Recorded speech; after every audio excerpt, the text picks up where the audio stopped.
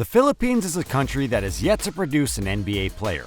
That is, if we don't count Jordan Clarkson and Andrey, Blatche, who have played for their national team. But the fact is about to change very soon, and the reason for that is a guy named Kai Sotto, who is scarier than you think.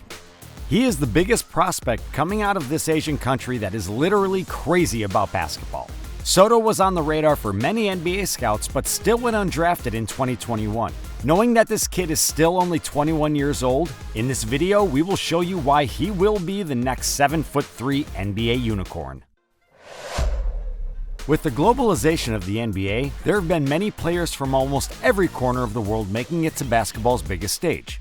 Sotto comes from an athletic family, as his father, Irvin Sotto, played professionally in the Philippines. Kai had a chance to grow up by the court, and he actually started playing basketball at the age of 4. His dad is 6'7", and it was expected for Kai to grow tall, but he reached his father's height when he was only 13 years old. He started his basketball career at Ateneo de Manila in Quezon City. As a 14-year-old standing 6'9", Sotto led the UAAP League in blocked shots per game and was named Rookie of the Year as Ateneo reached the Final Four. In his sophomore season, he was already 7'1" and led his team to the championships. In the final series, Sotto averaged 17 points, 13 rebounds, and 6.3 blocks, winning him the Finals MVP award. In his final season with Ateneo, Sotto averaged 25.1 points, 13.9 rebounds, and 2.6 blocks per game. He won the season MVP award and was again named to the mythical team.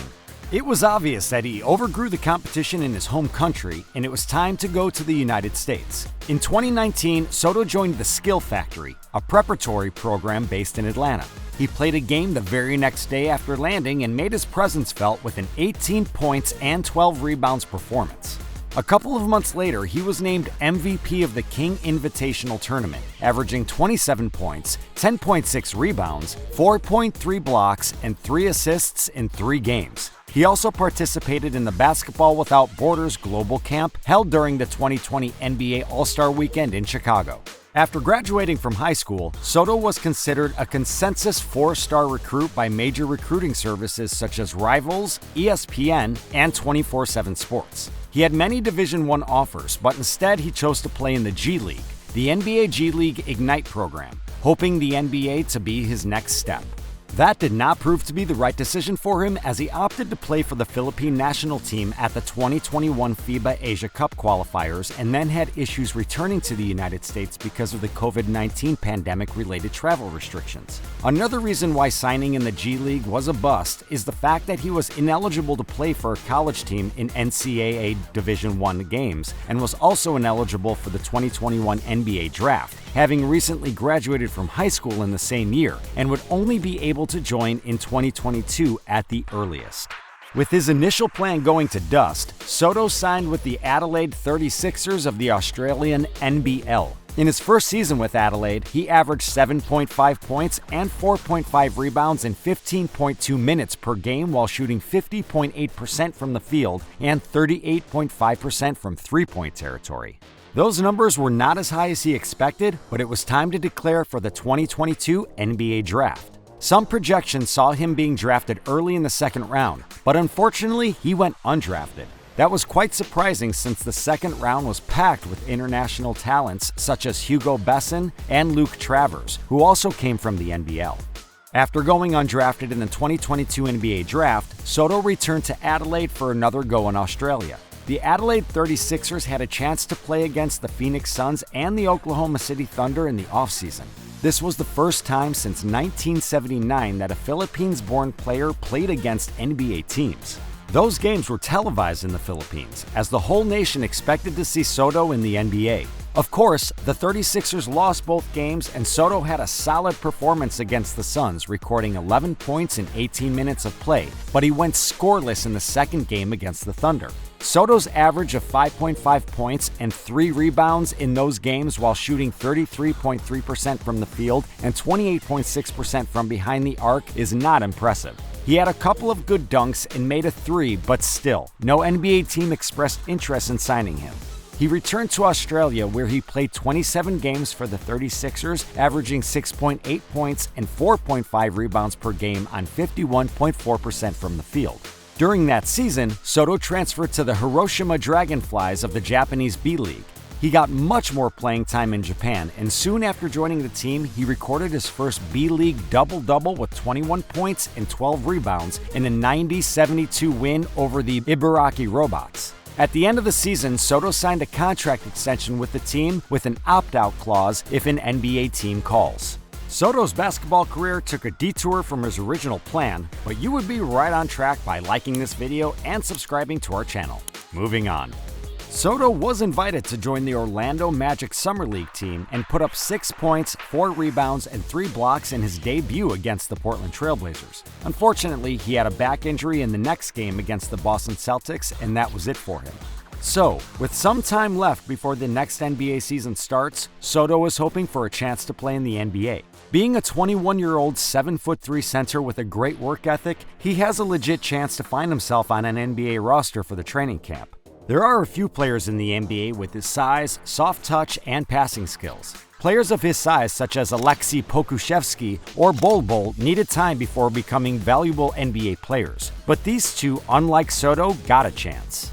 Sotto has put on some muscle in the last couple of seasons, and even though he's still not there, he can have an NBA-ready body in a matter of months. Just look at how Nikola Jokic looked when he first entered the league. One thing that is not questionable is Sotto's work ethic, which is best described by Theodore Chan, Adelaide's scouting director. Kai is a positive influence who brings energy and effort to the team at daily practices and games. He's easy to get along with, loves jokes, and doesn't back away from challenges. He's coachable and receptive to feedback from coaches and teammates. Chan said, "Seeing him at practices and games reinforces the projection he's achieving. His progress is ideal for both a foreign kid and a 7'3" unicorn."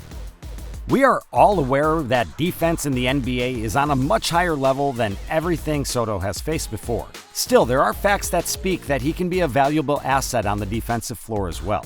Sotto averaged 1.9 blocks per 36 minutes in the NBL, ranking 7th out of 84 players who played at least 15 minutes each game due to his stature and length. He also had the 6th highest block rate, 5.3%, out of 76 players who played at least 350 minutes. Sotto was also pretty good against ball handlers in the pick and roll, where he defended a 4th most, 10.7% of the time. Chan is also a fan of Sotto's defensive game. Given his defensive motor and willingness to run the floor, I think he has the right mindset suited for the NBA, said Chan. So let's look at Sotto's chances to making it to the NBA for the 2023-24 season. If we take a look at the centers that are still free agents, there are around 10 names available. Most of them are veterans such as Bismack Biyombo, Dwayne Dedmon, or DeMarcus Cousins, and the only player who is about the same age as Sotto among centers is Vernon Carey Jr., who spent the last 2 seasons with the Washington Wizards. Centers are not as valuable as they were a couple of decades ago, but Sotto's size and the soft touch he has from the outside can get him a job in the NBA. Knowing that NBA teams nowadays have 17, sometimes even 20 players suiting up during the season, and with all the two-way contracts, Sotto has a legit chance to make his dream come true. If we talk about possible destinations for him, there are a couple teams that stand out. The Dallas Mavericks are on top of the list. They had players like Kristaps Porzingis and Boban Marjanovic, who were both international players and both of Sotto's size. The Mavericks did not re-sign Christian Wood, and they only have JaVale McGee and rookie Derek Lively II as centers. Sotto would be a solid option from the bench for the Mavs, and he would definitely benefit from playing with Luka Doncic, who knows how to get the very best out of everybody on the court. Even becoming a starter doesn't seem impossible in Dallas, since the competition is something Sotto would be able to handle.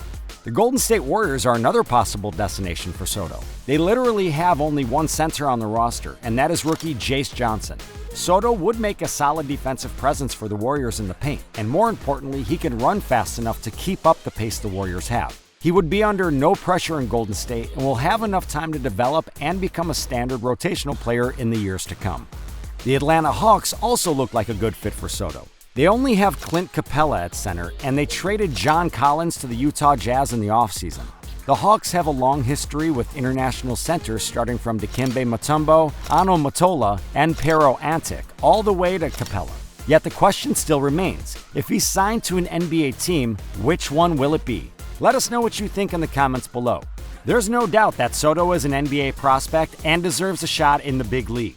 He may not have a major impact from day one, but with his size and work ethic, he can definitely become a real steal for the team that signs him. That's all for today. I hope you all enjoyed the video and thank you for watching. If you enjoyed this kind of NBA content, be sure to like, subscribe, and click to watch this next video.